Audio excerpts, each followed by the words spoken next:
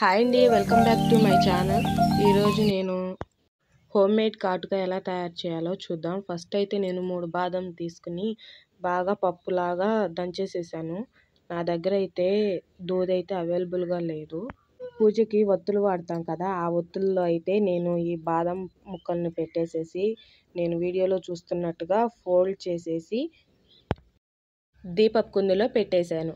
పెట్టేసి అయితే నా దగ్గర అవైలబుల్గా ఉన్న ఆయిల్ అయితే పూజకి వాడతాం కదా, నువ్వుల నూనె, అదే నేను పోసేసాను.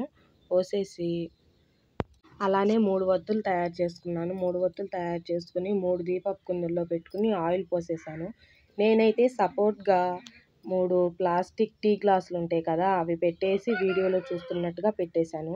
పెట్టేసి మూడింటికి నేనైతే వెలిగించేసి ప్లేట్ బాయిలింగ్ చేయాలి. అంటే వేస్ట్ ప్లేట్ బాయిలింగ్ చేసేయండి. దీపపు కుందుల్లో ఆయిల్ అయిపోయినంత వరకు పూర్తిగా మనం వెలగనివ్వాలి. వెలిగిన తర్వాత దాన్ని రివర్స్ చేసుకుంటే మనకి మసిలాగా ఫామ్ అవుతుంది మొత్తం. 1990స్లో పెద్దవాళ్ళు ఇలానే తయారు చేసుకునేవాళ్ళంట. ఐకి ఇన్ఫెక్షన్ అలా రాకుండా కూడా ఎక్కువగా ఉపయోగపడుతూ ఉంటుంది ఈ కాటుక.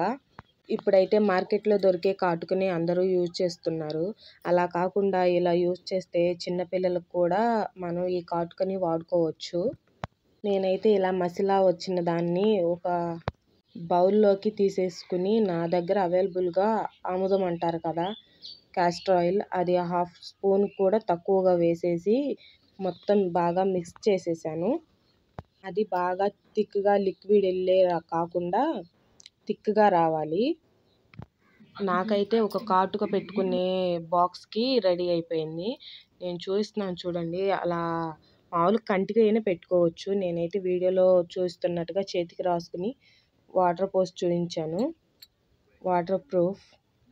Thank you for watching. ఈ వీడియో కనుక మీకు నచ్చినట్టయితే ప్లీజ్ లైక్ చేయండి. మీరు లైక్ చేయటం వల్ల కొంతమందికి షేర్ అవుతుంది ఈ video. Thank you for watching.